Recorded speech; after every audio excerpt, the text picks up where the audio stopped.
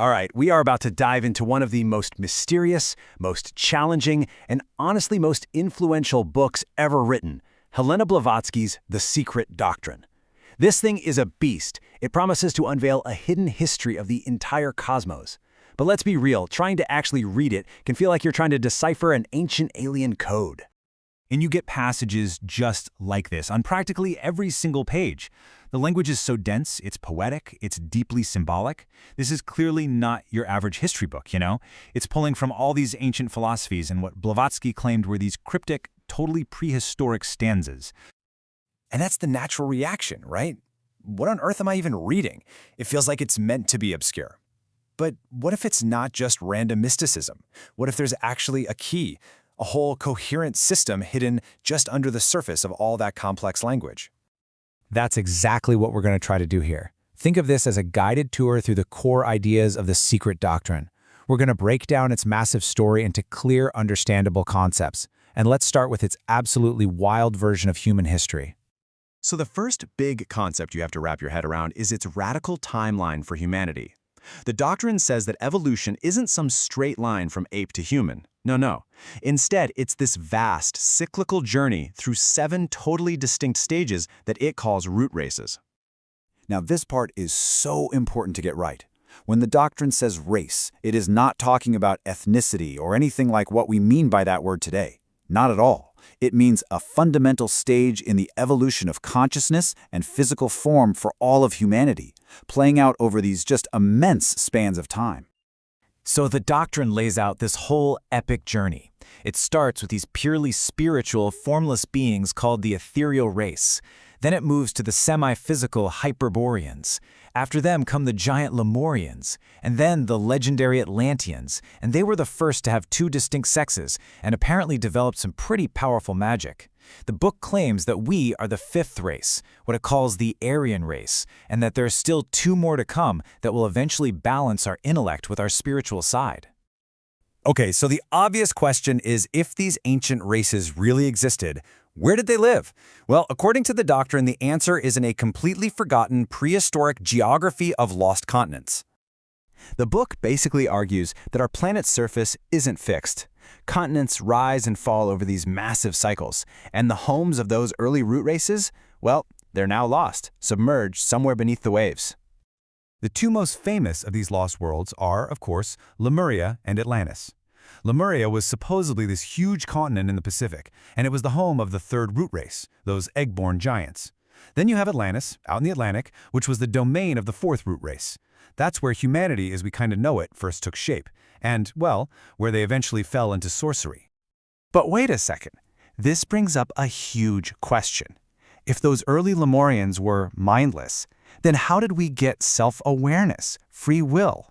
The doctrine's answer to this is probably one of its most shocking and controversial ideas. I mean, seriously, how does a purely instinctual being suddenly become a thinking one? According to the Secret Doctrine, it wasn't a gradual evolutionary process. No, it was an intentional act, a kind of cosmic intervention. And this is where things get really interesting. The book takes a very familiar religious story and just completely flips it on its head. It argues that the whole story of Lucifer and the war in heaven has been profoundly, fundamentally misunderstood.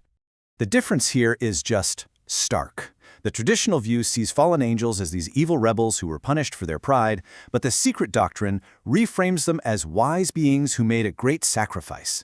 It claims they refused to create empty, mindless human bodies. Instead, they chose to incarnate within those bodies themselves, to give humanity that divine spark of intellect. So in this version, they aren't figures of evil at all. They're bringers of light.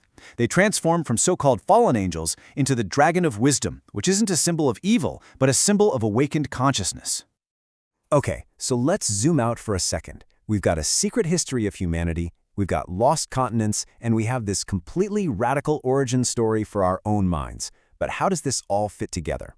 Well, it turns out there's a hidden blueprint holding the entire thing in place. According to the doctrine, none of this stuff is random. There's a numerical pattern, a kind of master key that repeats itself at every single level of creation. And that number is 7. Time and time again, this number shows up as the fundamental blueprint for, well, pretty much everything in the doctrine's system. And once you start looking for it, you see it absolutely everywhere in the book. You've got the 7 root races we talked about, 7 continents, 7 different planes of existence, 7 sacred planets, even 7 creative gods. The book even claims that every great flood myth, from Noah's Ark to the story of Manu, always involves 7 survivors. In this system, the number 7 is like the signature of the divine architect. So when you put all these pieces together, what you get is a kind of third path for understanding where we came from. It's not traditional religion, and it definitely contradicts modern science. It presents its own complete, self-contained story of everything, a story that would become a foundational text for countless spiritual and New Age movements for the next 100 years. Let's just lay it all out side by side to see how different they are. You've got science, which proposes we evolved from apes over millions of years through natural selection. You've got mainstream religion proposing a divine creation thousands of years ago, with the key event being the fall of man. And then the Secret Doctrine offers this third option. We descended from celestial beings over billions of years, and the key event wasn't a fall, but the gift of mind.